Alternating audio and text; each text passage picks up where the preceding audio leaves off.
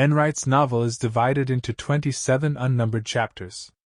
It tells the story of Norah FitzMaurice and her celebrity actress mother, Katherine O'dell. Norah is the narrator of the novel, and she tells her story in a nonlinear fashion, in which each description of a past event is presented in a form of spontaneous recollection.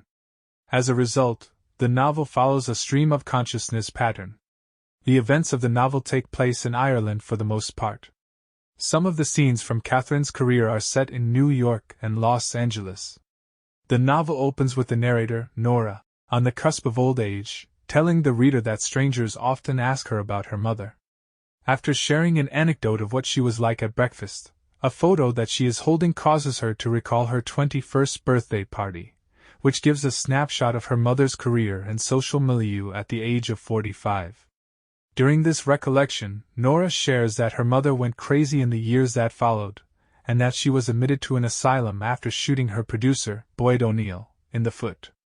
After the day Norah spends reminiscing over the photo, she is visited by a graduate student, Holly Devane, who is gathering information about Katherine for her doctoral thesis.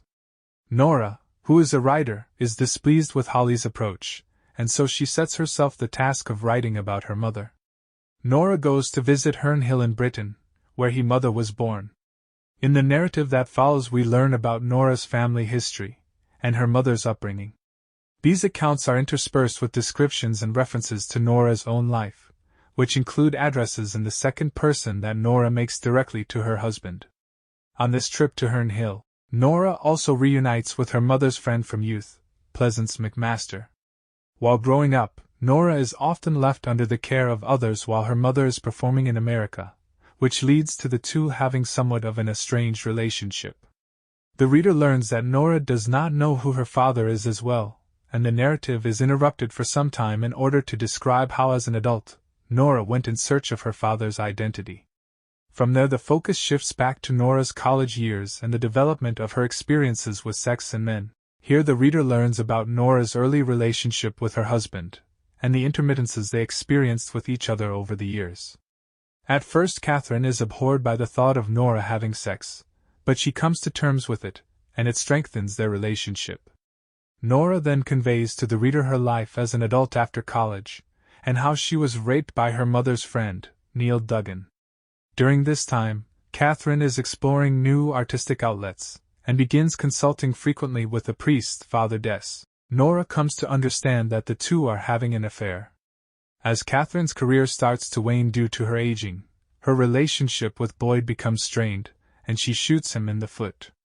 After she is convicted, she is admitted into an asylum. During these years, Norah breaks off a long-term relationship with a man she had intended to marry. In the aftermath of this, she visits her mother in the asylum, and rekindles her relationship with the unnamed character who becomes her husband.